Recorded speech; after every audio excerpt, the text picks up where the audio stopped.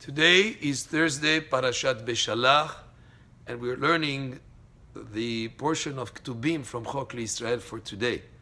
And the Ketuvim today are from the book of Mishlei, the book of Proverbs, written by King Solomon. There's verses here full of wisdom. There are pearls of wisdom in these verses.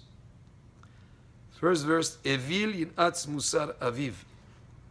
A fool despises the discipline of his father. Veshomer tochachat ya'arim.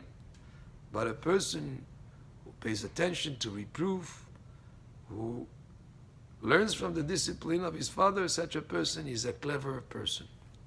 And he makes tremendous sense. A father wants only the good for his son. When he disciplines his son, it's for the son's own good. Because the father has more experience, more knowledge, is able to indicate the right path. He's maybe made the mistake before that son is about to do, and he knows how to avoid it. So a foolish son, a fool, would despise the discipline of the father, would not understand that it's for his own good. But a person who's willing to listen and to heed and to pay attention to reproof is a person who's clever, and he'll be able to learn and improve his ways because of that. The next pasuk, Bet tzaddik chosen rav. The house of the righteous, chosen rav, there is much strength. When a person acts in a righteous way, even though sometimes in the short term maybe it's not so beneficial, but in the long run, he'll protect his house, he'll protect his family, he'll benefit from it. Ubitvuat rasha. But when the arrival of the wicked happens, then that house could be ruined. Rashi explains this about Bittan, that when he was built by Shlomo HaMelech, it was a source of strength and protection for the Jewish people. But when the wicked Menashe brought an idol into Beit HaMikdash, then that was one of the reasons of the destruction. When there is a situation of idolatry in a house that should be a place of holiness, then of course that house could be ruined. And the idea is in general, not just about Beit HaMikdash, but if a person does things the right way, if he's honest, he's righteous, in the long run it's the best type of protection and it bring him the best benefits. The next pasuk, Zivhei hachamim yezarudat. The lips of the wise crown knowledge. Velev kesilim lochen, but the heart of the fools, it does not.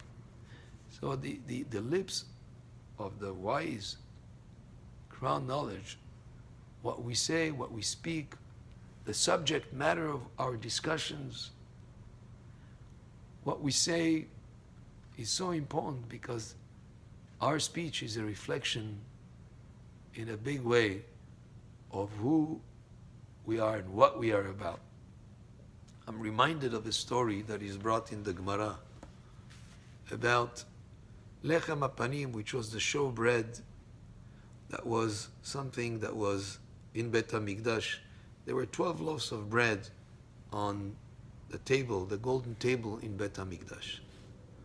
And these 12 showbreads were changed every Shabbat, and that they would be shared by the shift of the Kohanim that was coming to serve in Beit HaMikdash on that week. Those that were going out, there was those that was coming in. And that showbread was so satisfying that if you ate even a small little piece, you would feel satisfied. It had an incredible amount of beracha in it. That one little piece could make you really satisfied.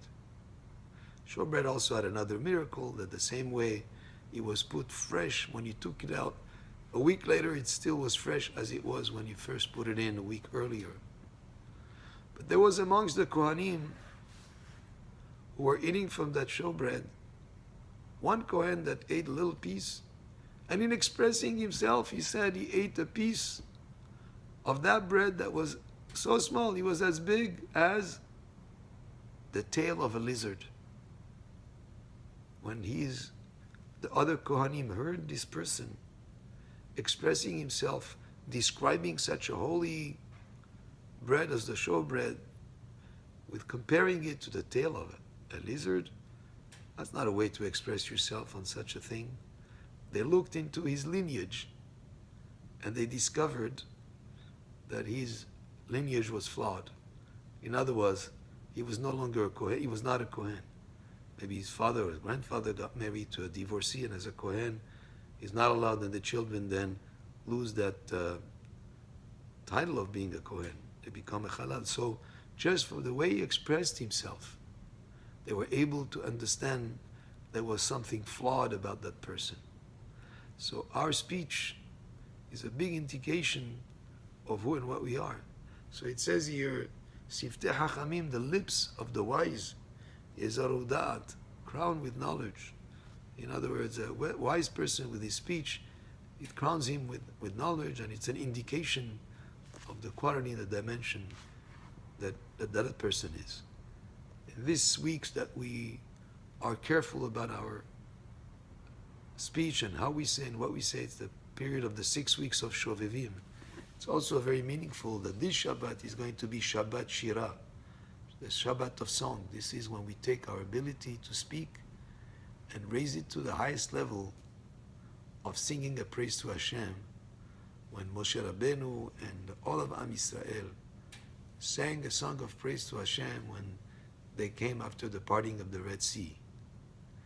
And this Shabbat also is known as a Shabbat that we add more singing in the synagogues, and we add even in the prayer in our synagogue, we add a Shirah Keshirat Moshe, which is a poem that speaks of the various songs that are brought in the Torah and in the Nevi'im and the Ketuvim. And it concludes also with the song that we'll sing when Mashiach Tzidkenu will come, Bimhera B'Yamenu, Amen. Baruch Adonai Le'olam, Amen ve'Amen.